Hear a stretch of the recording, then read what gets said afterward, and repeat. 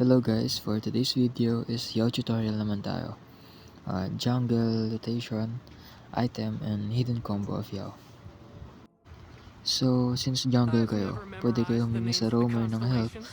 I-vision lang nila kung saan nag-start yung jungler ng kalaban. Kasi malaking tulong yun guys para sa inyo. So, if let's say nag-start sa blue yung jungler ng kalaban, pwede rin kayo mag-start sa blue nyo. So, para hindi nyo siya mamimirror, para kapag gagang ka, is laging successful. So, ayun, clear nyo yung blue side nyo.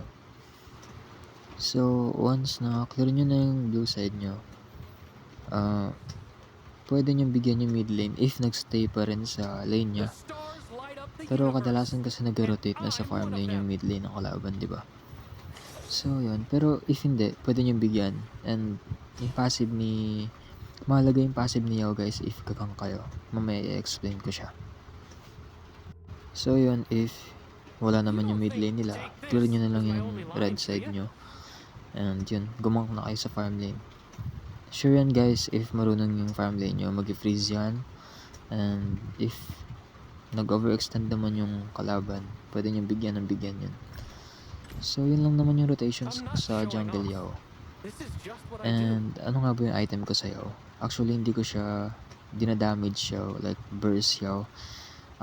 More on tanky item ako kay Yao.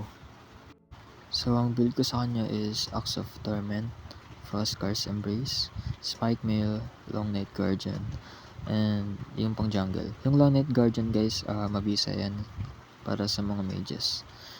So, bakit nga ba ganito yung build ko kay Yao and hindi damage or burst? Sobrang lambot ni Yao guys kapag dinamage nyo or burst Yao nyo.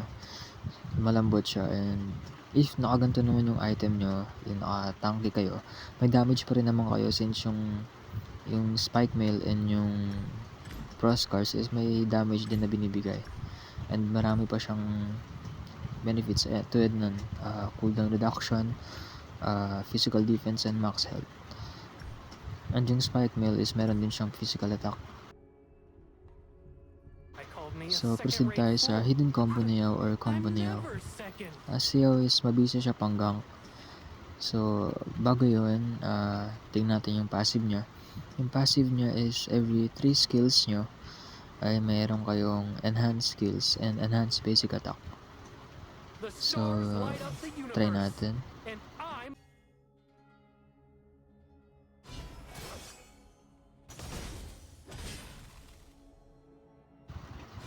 So, ayun.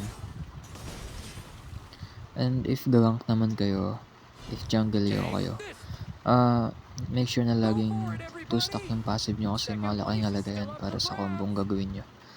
So, I suggest na if gagank kayo, ang gawin nyo is second, first skill ulti, and second ulit. Papost ko na lang dyan yung combo nya.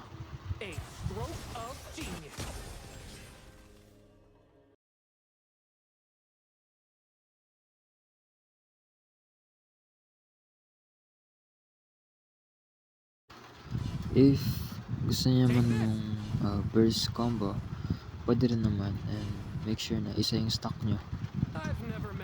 Wait lang. Ayan, isa yung stock natin. So, una is second skill, first skill, auto attack, ulti. So, yun, ganoon lang naman if burst. Minsan ko siya ginagawa guys, pero kasi ang ginagawa ko, yun nga, yung crowd control 1. Kasi malaking tulong yun, lalo na if gagang ka. Yun lang naman yung tutorial ko and tips ko kay Yao. So sana maraming gumamit sa inyo ng Yao and may natutunan kayo.